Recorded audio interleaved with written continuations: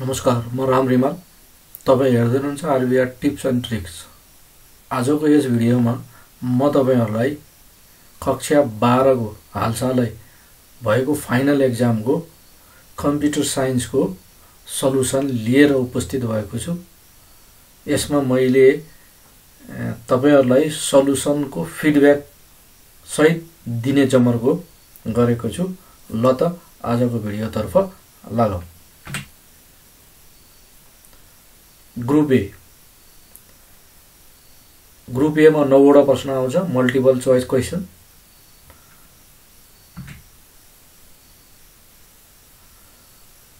What is the primary key used for in a database? Number A, to uniquely identify a record. B, to create duplicate records. To create foreign key. D, to create index. Your time is start now.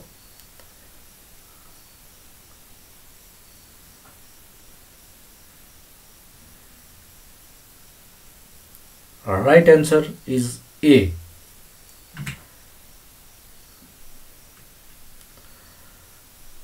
Database में primary की को प्रयोग प्रत्येक रेकर्डलाई छुट्टै unique रूपमा पहिचान गर्नको लागि गरिन्छ। यसले एउटा तालिकामा कुनै पनि दुई समान मान अथवा भ्यालुलाई दोहोरिन दिदैन। डाटा इन्टिग्रिटी कायम राख्न मद्दत गर्छ। प्राइमरी की ले नल भ्यालु लिँदैन, भनेको शून्य जिरो लिँदैन। एउटै तालिकामा एउटा मात्र प्राइमरी की हुन सक्छ। यसको हामीले ख्याल गर्नुपर्ने कुरा। Question number 2. Which command enable to modify an existing table by adding a new column for completely addressed form? For this, which SQL command should be used? A, create, alter, update, delete. Your time is start now.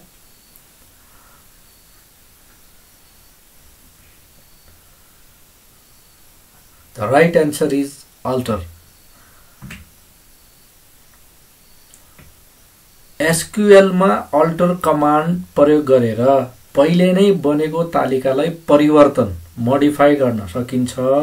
The create command is used to create a new database object. SQL मा हामीले नयाँ data create गर्न पर्यो भने create function प्रयोग गर्छौं अथवा command प्रयोग गर्छौं। alter command is used to modify existing file. पहिले बनिरहेको फाइलमा हामीले केही मोडिफाइड गर्नुपर्छ। जस्तै हामीले माइक्रोसफ्ट वर्ड मा एक्सेल मा सेभ र सेभ एज गर्छौं, ठीक त्यस्तै कामहरु यहाँ हुन्छ। र update command is used to change the existing data in a table. Question number 3. Which protocol is more secure for data transmission over the internet? Your time start now. HTTP, FTP, HTTPS, TCP. The right answer is HTTPS. The most secure protocol for data transmissions over the internet is HTTPS, Hypertext Transfer Protocol Secure. It is an extension of HTTP.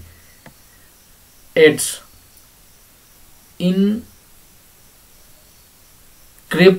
using SSL TLS, ensuring that the data sent between your browser and the website is encrypted and secure from attackers. HTTP is not encrypted. FTP, file transfer protocol, is also not secure unless used with encryption. FTPS, FTP. TCP is the transport layer protocol, so not especially designed for the secure transmission. SSL, Secure Socket Layer, and transport layer security भनेका इन्टरनेटमा data सुरक्षित रूपमा आदान प्रदान गर्न प्रयोग हुने encryption protocol हुन्। एसएसएल पुरानो प्रोटोकल हो र अहिले असुरक्षित मानिन्छ। टिएलएस भनेको त्यो अपडेटेड भएर सुरक्षित संस्करण हो जसले एसएसएललाई विस्थापित गरिदिएको छ भनेको टिएलएस एसएसएल भन्दा नयाँ भर्जन हो भनेर हामीले बुझ्न सक्छौं। त्यसैले यसको answer HTTPS hyper text transfer protocol secure हुन्छ। Question number 4. The control structure in JavaScript is used to execute a block of code on a condition for if else while switch. यो चारवटा मध्येमा राइट एन्सर हो if else। किन भन्दाखेरि the if else control structure is used to execute a block of code based on the specific condition. If the condition is true, that code inside the if block run, otherwise the code is inside the else block if present runs. If else नियन्त्रण संरचना कुनै शर्त पूरा भएमा विशेष code block कार्यान्वयन गर्ने प्रयोग गरिन्छ। यदि शर्त सत्य भएमा इफ भित्रको कोड चल्छ, नभए एल्स भित्रको कोड चल्छ। हामीले जस्तै इफ भनेर इफ नम्बर इज ट्रू, यो एल्स नभए यो भनेर राख्छौं, हो त्यही प्रक्रिया फर्मुला यहाँ लागू हुन्छ। Number 5. Which of the following is an individual variable name in the PHP? Sorry, invalid है, individual भने invalid PHP मा invalid डाटा भेरिएबल नाम $name, $name, $1name, $name। यो मध्येमा चारवटा मध्येमा कुन invalid छ? Number C is invalid because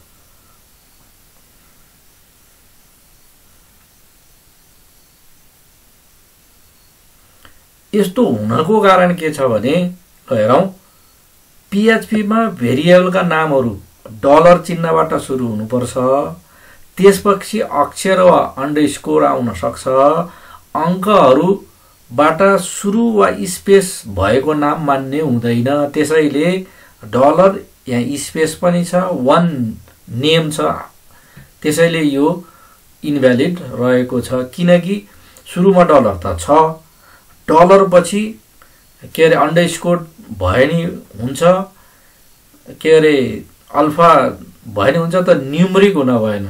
एउटा फल्ट, अर्को फल्ट क्लास इन्टरभल हुन भएन, त्यो दुईटा क्यारेक्टरको बीचमा स्पेस हुन भएन, यहाँ स्पेस पनि रहेको छ। त्यसैले $1 नेम इज इनभ्यालिड, किनकि डलर पछि के अरे अल्फा क्यारेक्टर हुनुपर्छ, के न्यूमरिक हुँदैन। यहाँ इन्टिजर 1 इन्टिजर अथवा न्यूमरिक भ्यालु भएको हुनाले यो इनभ्यालिड रहेको छ।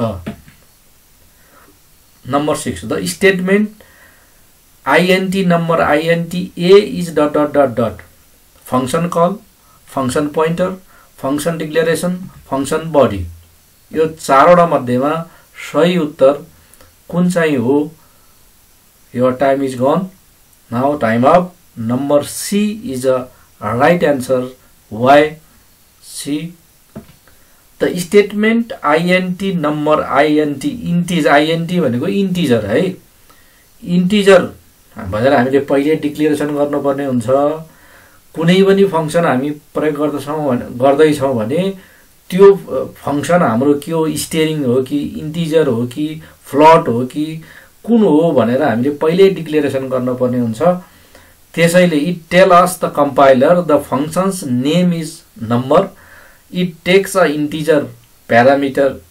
यहाँ int भनेको के अरे नाम हो, अनि के अरे अनि प्यारामिटर भनेको a हो।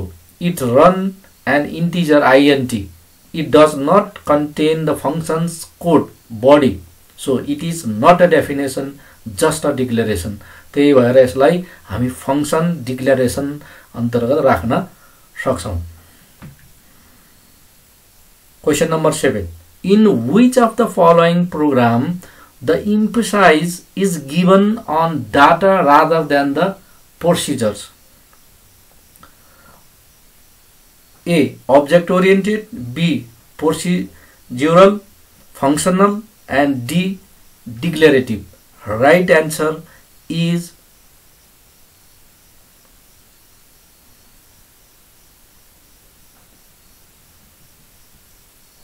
object oriented. किन हेरौं, object oriented program मा focus on data in the form of object which contain both data attribute and method functions. The main idea is to model real world entities as object. Unlike procedural programming मा यो object oriented को concept नै यही नै हो, which emphasize the procedures or functions. Object oriented program puts data the center of the design. 8. Which of feasibility study evaluate whether a system can be developed with the available technology? Operational feasibility, social feasibility, technical feasibility, economic feasibility. यो मध्येमा कुन चाहिँ हामीले मूल्याङ्कन गर्छौं त? Right answer is technical feasibility. Why? यो sorry यहाँ अलिकति डिस्टर्ब भएछ, यो यसको म राख्न पर्ने त्यो पहिलेकै दोहोरिएछ ल, सच्याएर राख्नु होला। त्यो के गरे फेजिबिलिटी स्टडीमा के हुन्छ भने यो एसडीएसएल मोडलमा सिस्टम डेभलपमेन्ट लाइफ साइकलमा हामीले कुनै पनि प्रोग्राम सुरु गर्नुभन्दा पहिला फेजिबिलिटी स्टडी भनेको पोसिबिलिटी हो। फेजिबिलिटी मिन्स पोसिबिलिटी, यो प्रोग्राम बनाउन हामीलाई सम्भव छ कि छैन भनेर त्यसमा सबैभन्दा पहिला हेरिने भनेको टेक्निकल नै हो। टेक्निकली सम्भव छ भने बरु इकोनोमिक अन्य कुराहरू अन्य सेक्टरहरुमा हामी जान सक्छौं। Last one, which of the following is not a type of cloud computing service? Hardware as a server, hosting as a service, hardware and software, hardware as a service has.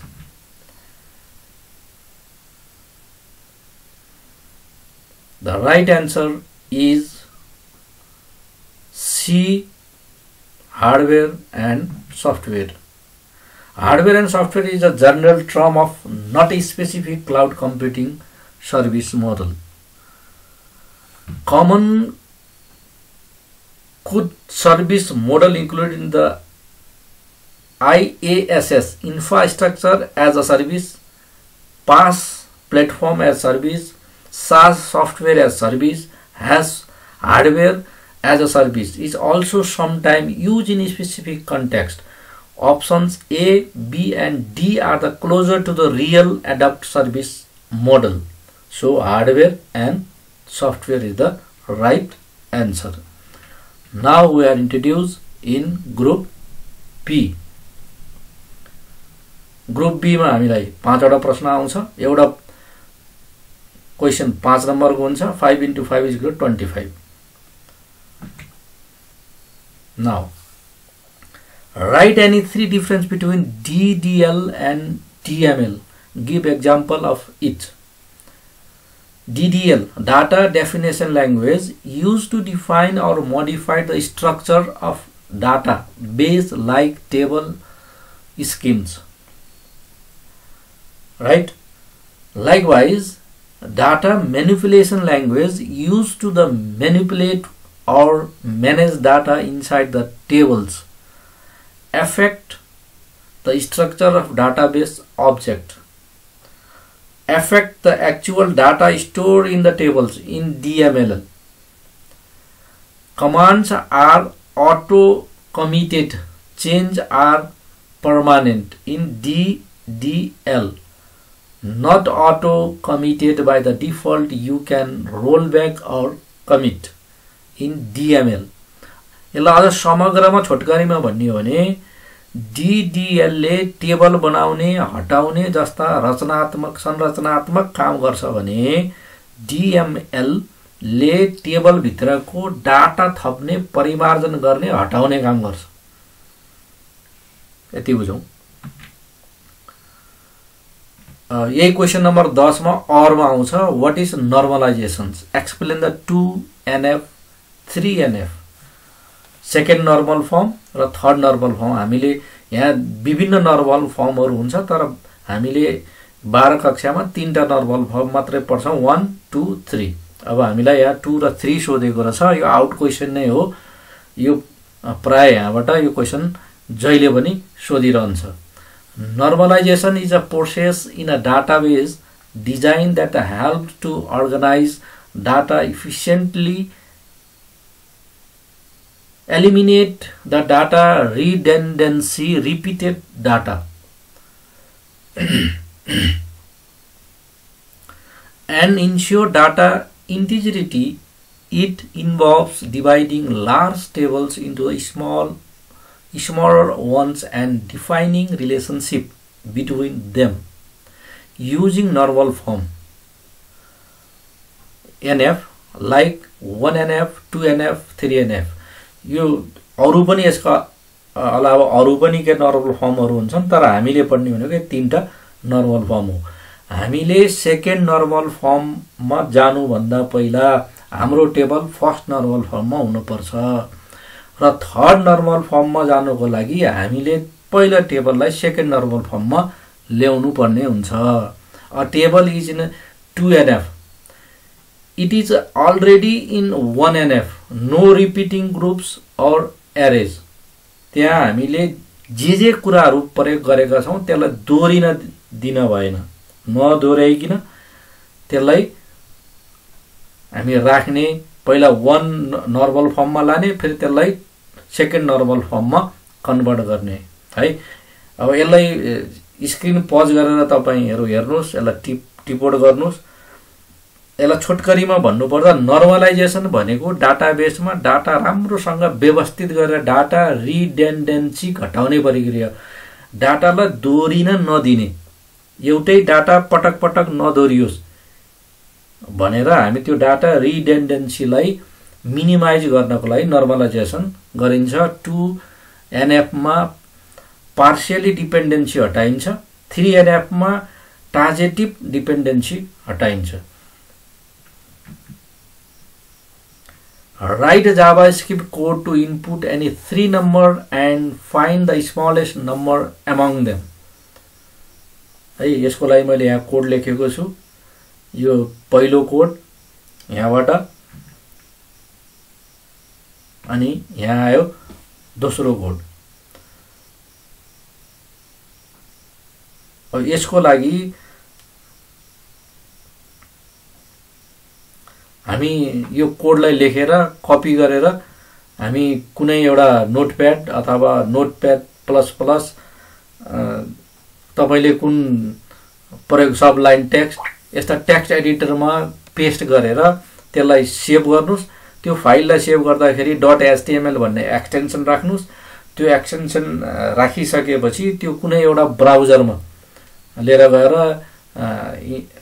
Internet एक्सप्लोररमा खोलिने भयो, के अरे गुगलमा क्रोममा खोलिने भयो, Firefox Mozilla तपाईले कुन प्रयोग गर्नुहुन्छ त्यो ब्राउजर, त्यो ब्राउजरमा लगेर खोलेपछि 3टा अप्सन आउँछ। हामीलाई पहिलो नम्बर इनपुट गर, दोस्रो नम्बर इनपुट गर, 3टा नम्बर इनपुट गर्न लगाउँछ अनि लास्टमा एउटा बटन हुन्छ। त्यो बटनमा फाइन्ड द एन्सर भन्ने के कमान्ड राखेका छौं हामीले त्यो आउँछ अनि त्यसले काउन्ट गरेर सबैभन्दा सानो कुन हो त्यसलाई डिस्प्ले गरिदिने काम गर्छ यो प्रोग्रामले। Write short note on class and inheritance in object oriented with example। अब यहाँ मैले with example राखेँ है। यो यसमा हामीलाई सर्ट नोट भनेको छ यो क्लास इज अ ब्लुप्रिन्ट। हामीले यो यति लाइन मात्रै लेखे पनि हुन्छ है, तपाईलाई झ्याउन लाग्ने भए यो पुरै लेख्दा पनि हुन्छ। अब्जेक्ट ओरिएन्टेडमा इनहेरिटेन्स भनेको त्यो पहिल्यैबाट भएको त्यो खुबी लिएर आउने हो के। त्यो जस्तो हामी के अरे वंशानुगत हुन्छ नि, हाम्रो के अरे प्यारेन्ट्सहरुसँग हामीले केही लिएर आएका हुन्छौं, त्यस्तै गरेर यहाँ पनि अब्जेक्ट ओरिएन्टेड प्रोग्राममा त्यही नै गएको हुन्छ। यति धेरै लेख्नु पर्दैन, मैले अघि नै भने यताको यो 2 लाइन र उताको 2 लाइन लेखिदियो भने हामीलाई सफिसिएन्ट हुन्छ। यहाँ समग्रमा यसलाई बुझ्न हामी कसरी बुझ्न सक्छौं भने क्लास भनेको अब्जेक्ट बनाउनका लागि ढाँचा टेम्प्लेट हो जसमा प्रोपर्टिज र मेथडहरु हुन्छन् भने इनहेरिटेन्सले एक क्लासलाई अर्को क्लासबाट गुण र कार्यहरु प्राप्त गर्न दिन्छ जसले कोड पुनः प्रयोग गर्न मद्दत गर्छ। इनहेरिटेन्स भनेको जसरी हामी अघि नै मैले भने हामी प्यारेन्ट्सहरुबाट जुन गुण लिएर आउँछौं हो त्यस्तै गुण क्लासले चाहिँ के गर्छ, त्यो एउटा गुणलाई फेरि त्यही कोडमा प्रयोग गर्न दिन्छ। यही नै हो यसको है। What is requirement gathering? Explain the different requirement gathering method. Requirement gathering is a process of collecting all the necessary information and exceptions from the stakeholders like client, user and business analysis to understand what the system should do. It is the first and most important phase of the software development life cycle. SDLC मा हामीलाई सबैभन्दा पहिला कुनै पनि system develop गर्न गइसकेका छौं। अघि हामीले पढाएको थियौं फेजिबिलिटी हो, त्यो फेजिबिलिटी स्टडी हो। यो त्यो रिक्वायरमेन्ट ग्यादरिङ गर्ने भनेको अब त्यहाँ साउन्ड चाहिए कस्तो चाहिने हो, भिडियो चाहिए कस्तो चाहिने हो, एनिमेसन चाहिए कस्तो चाहिने हो, उसलाई सिस्टममा के को लागि चाहिएको हो, के अरे एकाउन्टिङ गर्ने हो कि बिलिङ गर्ने मात्रै हो कि स्कुलसँग सम्बन्धित हो कि अब केसँग सम्बन्धित हो, उसलाई कस्तो चाहिएको छ, के चाहिएको छ हो, त्यो इन्फर्मेसनहरु हामी कसरी कलेक्सन गर्न सक्छौं भन्ने कुराहरु यो के अरे रिक्वायरमेन्ट ग्यादरिङ हुन्छ। यो रिक्वायरमेन्ट ग्यादरिङ भनेको SDLC system development life cycle कुनै पनि सिस्टम बनाउँदाखेरि गरिन्छ र त्यो रिक्वायरमेन्ट के हो, आवश्यकता के हो भन्दा इन्टरभ्यु हो है, सोधपुछ गर्ने, जानकारी लिने,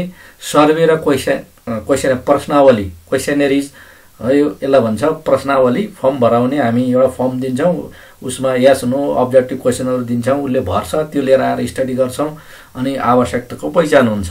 अर्को अब्जर्भेसन, हामी प्रत्यक्ष रूपमा गएर त्यहाँ अवलोकन गर्न सक्छौं। डकुमेन्ट स्टडी, हामी भन्दा अगाडि त्यस्तो सिस्टममा कसैले काम गरेका छन् त्यस्ता डकुमेन्टहरु छन् त्यसलाई हामी स्टडी गर्न सक्छौं। अनि फोटो टाइपिङ भनेको नमुना, एउटा नमुनाको रूपमा एउटा सिस्टम बनाएर प्रतिक्रिया लिन सक्छौं। यति कुराहरुबाट सर्वे, इन्टरभ्यु, क्वेशनरीज, अब्जर्भेसन, डकुमेन्ट, प्रोटोटाइपिङबाट हामी डकुमेन्ट ग्यादरिङ गर्ने के अरे मेथडहरु हुन् भनेर यति लेख्दा सफिसिएन्ट हुन्छ। What is AI? Explain the applications area of AI education. Artificial intelligence is the branch of computer science that aims to create machine or system capable of performing tasks that normally require human intelligence. अहिले त AI को जमाना नै छ है।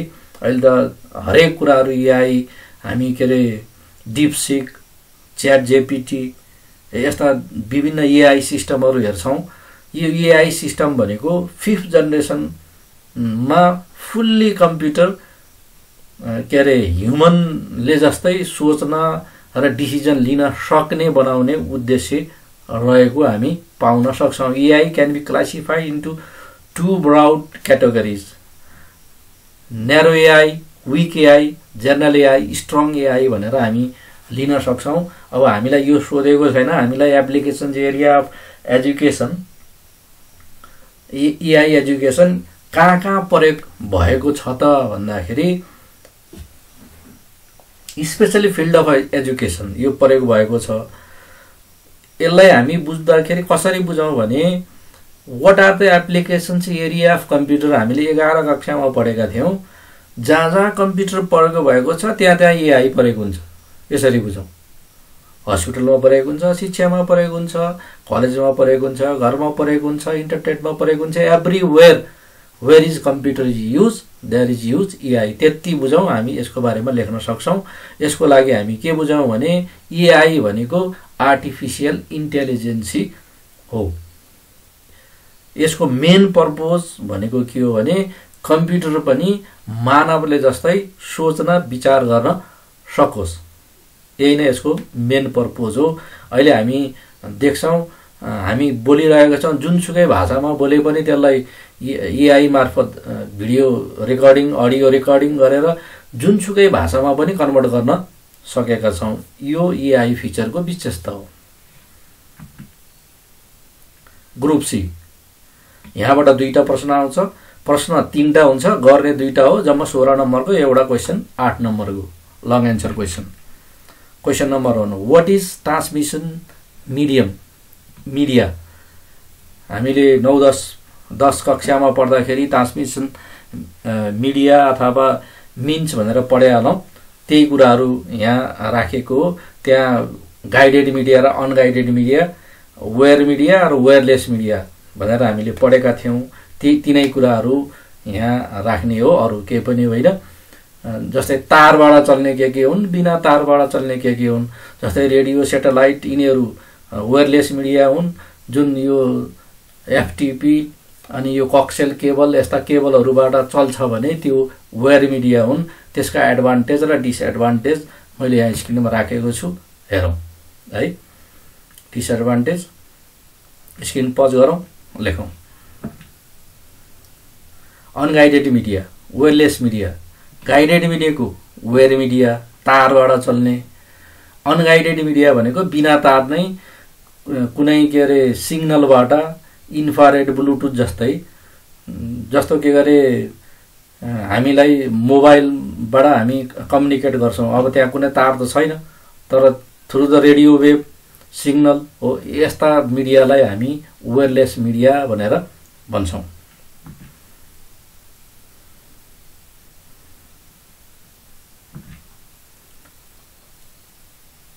Write a C program that reads the account number, name and address of the customers from user and display भन्छ त्यहाँ, display them using array and structure। array र structure को प्रयोग गरेर हामी यो के गरे C प्रोग्राम लेख्न सक्छौँ। यहाँ इन्क्लुड स्टुडियो डट एच, यहाँ इन्क्लुड स्टेयरिङ डट एच, हामी यो कोनियो डट एच पनि राख्न सक्छौँ यहाँ है, कोनियो डट एच। तर यो देव सीमा C++ ले लिँदैन, यो उसमा चाहिँ कोनियो डट एच राख्छौँ हामीले। जुन सी ल्याङ्ग्वेज हुन्छ है, यो मैले चलाएको C++ हो, यसले स्टेयरिङ नै माग्छ, त्यही भएर मैले स्टेयरिङ यहाँ राखेको। अब यसलाई हामी स्क्रिन पज गरेर यही कोडलाई तपाईँ कुनै पनि सी के अरे एडिटरको म गएर यो टाइप गरेर रन गर्नुहोस्, यो अवश्य नै काम गर्छ। अगाडि बढे। डिक्लेरेसन, एरे, स्ट्रक्चर, यो जुन डबल स्ल्यास दिएको छ त्यो कमेन्ट हो, त्यो लेख्न पर्ने आवश्यकता छैन, नलेख्दा नि हुन्छ। यहाँ के गरे 10 वटा के अरे इम्प्लोइज भनेको छ, त्यही भएर यहाँ फर लुप लगाएर आई 0 हुँदाखेरि I greater than equal to 10 भएपछि आई भनेपछि 10 चोटिसँग लुप गर्ने भनेर यहाँ हामीले यसरी यसलाई कोडिङहरू दियौँ।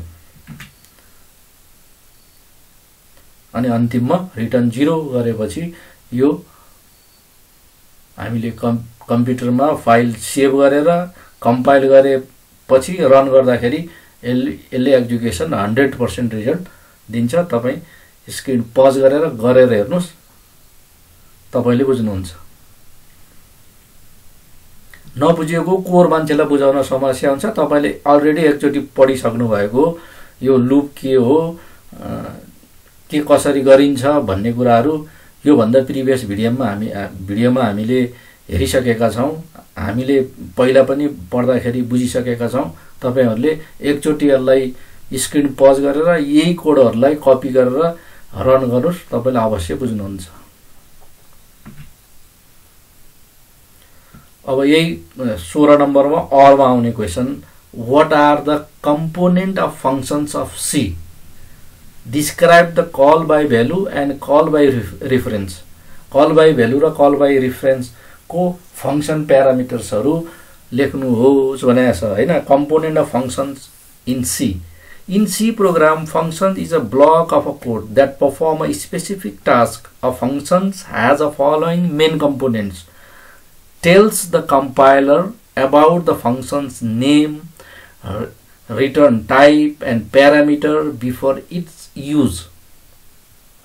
int add, int a, int b जस्तै हामीले कुनै पनि प्रकारको सी प्रोग्रामिङ मा जुन डाटा टाइपहरु हामी प्रयोग गर्न गइरहेका छौं त्यसलाई सुरुमै डिक्लेरेसन गर्न पर्छ। चाहे त्यो फंक्शन्स होस्, चाहे त्यो स्ट्रक्चर होस्, चाहे त्यो एरे होस्, जेसुकै होस्, हामीले कुनै पनि सी ल्याङ्ग्वेज प्रयोग गर्नु भन्दा पहिला सुरुमै हामीले कस्तो प्रकारको डाटा हामी प्रयोग गर्न गइरहेका छौं त्यो डाटालाई डिक्लेरेसन गर्न पर्छ। स्ट्रिङ हो कि फ्लोट हो कि आईएनटी हो कि फंक्शन बनाउने हो कि स्ट्रक्चरमा बनाउने हो कि केमा राख्ने हो, त्यसलाई हामीले सुरुमै डिक्लेरेसन गर्नुपर्ने हुन्छ।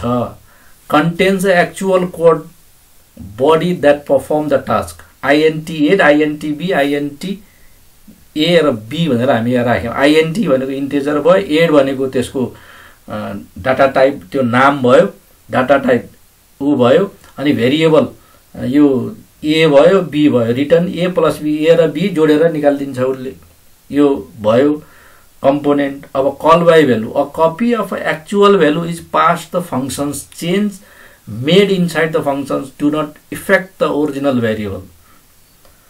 और जुन त्यो भित्र कपी गरेर ल्याउँदाखेरि स्वाइपिङ गर्दाखेरि त्यो ओरिजिनल भ्यालुलाई तलमाथि गर्दैन, जुन छ त्यही राखिदिन्छ, त्यसले भन्न खोजेको है। जस्तै यहाँ मैले एउटा प्रोग्राम एक्जाम्पल राखेँ, call by value as call by reference.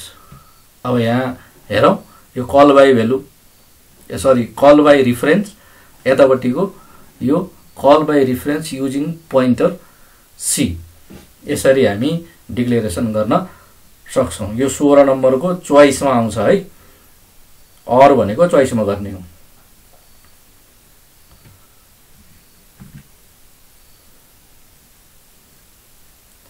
हस्, thank you.